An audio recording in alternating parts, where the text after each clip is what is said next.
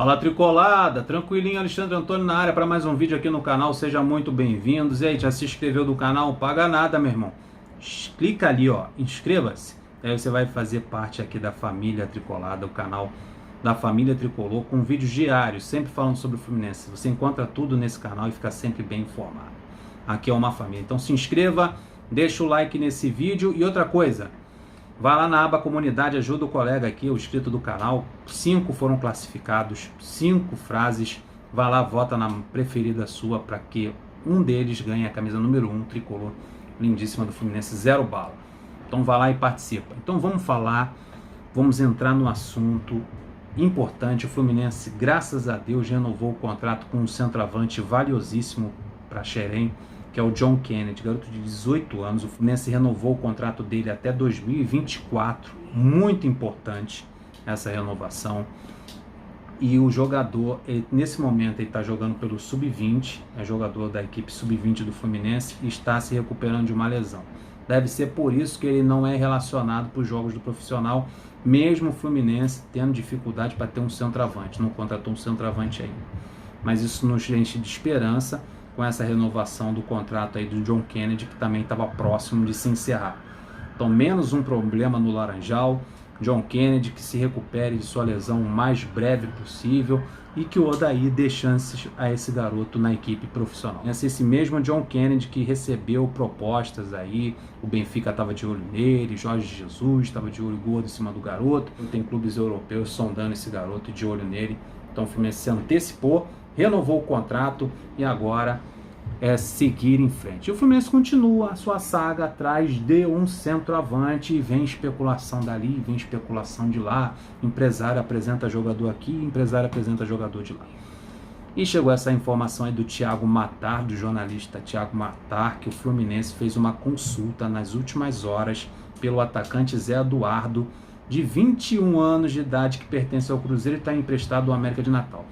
Mas o negócio é tão enrolado que não sei porque o Fluminense vai se meter isso. Renovou o contrato com o John Kennedy, usa o garoto, tem o Samuel Granada também no elenco. Então o Fluminense fica se metendo em situações que não tem futuro. Por exemplo, esse Zé Eduardo, a coisa é bem complicada. Ele é um bom jogador, pelo menos parece ser um bom goleador. 9 gols em 10 jogos na temporada. O cara jogou 10 vezes e marcou 9 gols, é um ótimo número. Mas o Cruzeiro está lá na Série B passando um aperto danado e está procurando lá, ver o seu scout lá, de seus jogadores que ele saiu emprestando aí pelo Brasil e está pedindo para essa rapaziada voltar. E o Zé Eduardo é um desses. O Cruzeiro está perturbando o América de Natal para pegar esse jogador de volta e o América de Natal não quer. Quer que ele cumpra o contrato de empréstimo lá em Natal, porque o garoto em 10 jogos fez 9 gols. E o Fluminense vai e se mete nessa briga entre Cruzeiro e América de Natal, consultando pelo jogador, perguntando sobre o interesse dele vir para o Fluminense. Então a coisa está completamente enrolada. As negociações entre o Cruzeiro e o América de Natal estão avançando, com dificuldade, mas estão. O time potiguar tenta resistir, o América de Natal não quer liberar o jogador, mas a Raposa se dispõe a emprestar jogadores. Imagine os jogadores que o Cruzeiro, se for do nível que ele liberou para o Fluminense, né? Henrique, Egídio. Então o América de Natal é melhor ficar com o Zé Eduardo até o final do empréstimo. Então o Cruzeiro está se disponibilizando a emprestar alguns jogadores para ter o Zé Eduardo de volta ao Cruzeiro para ser o centroavante da equipe, porque estão passando aperto lá na Série B. E o Zé Eduardo tem contrato com o Cruzeiro até 2022. Então tá aí o Fluminense entrando nesse desespero aí entre o Cruzeiro e o América de Natal, de olho aí no Zé Eduardo, atacante de 21 anos de idade.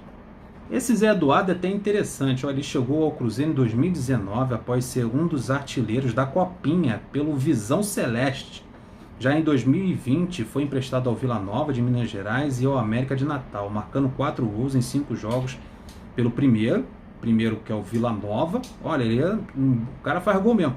Em 5 jogos ele fez 4 gols lá no Vila Nova e 5 gols em 5 jogos pelo América de Natal. Então o cara tem faro de gol e o scout do Fluminense encontrou esse jogador aí, mas a coisa está complicada porque há uma briga entre o Cruzeiro, dono do seu jogador, e o América de Natal, que está com ele emprestado. E o Fred, cara, o Fred tem jogo importantíssimo na quinta-feira O Fluminense está com dificuldade para encontrar uma referência na área. Está jogando com 2 caras de velocidade lá na frente, que não se procuram. O Luiz Henrique não sabe fazer essa função de falso 9 ou de atacante. No 4-4-2, né, até morre essa função em alguns casos. Tem times na Europa e no Brasil que jogam sem um cara centroavante. Esse centroavante, essa referência, está se tornando cada vez mais raro no futebol nacional. Daí você acaba colocando 2 caras de velocidade lá na frente. Mas o Wellington Silva conclui muito mal ao gol e não sabe dar assistência. A dificuldade tremenda que o Wellington Silva tem para dar assistência e terminar o último lance. E o Luiz Henrique, ele curte mais jogar pelos lados do campo e se desenvolve mais aberto pela direita. Aí fica nesse problema todo. Então é interessante o Fluminense ter uma referência na área.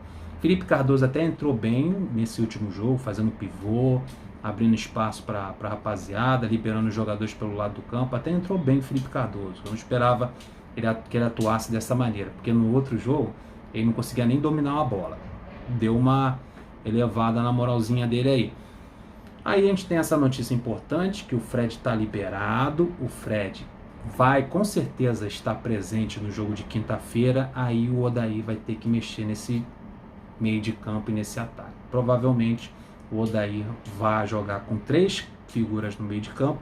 Ele não abre mão de seus 2 volantes. Eu só jogaria com um volante, colocaria o Dodi, o único homem de marcação no meio de campo. Colocaria Michel Araújo e Nenê, ou Michel Araújo e Ganso ali no meio de campo para criar jogadas.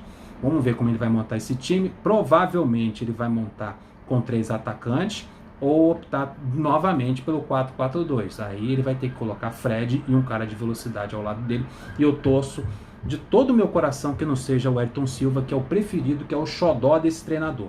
Se é para jogar num 4-4-2, com o Fred retornando ao time nessa quinta-feira pela Copa do Brasil, jogo importantíssimo, lá em Goiânia, o Fluminense joga pelo empate, se ele for colocar o Fred no ataque, que ele coloque o garoto Luiz Henrique como seu companheiro de ataque. É bem parecido com os companheiros de ataque que o Fred teve em toda a sua história pelo Fluminense. Wellington Nem, Michael Bolt, o Luiz Henrique é dessa característica aí, de velocidade e procurar os lados do campo.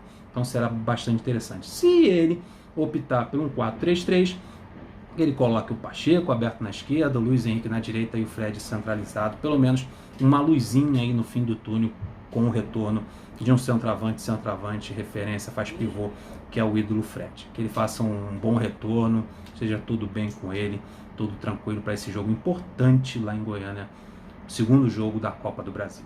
E para concluir, lembra do Wagner, aquele meio-campista que jogou aqui no Fluminense, campeão brasileiro pelo Fluminense, o Wagner?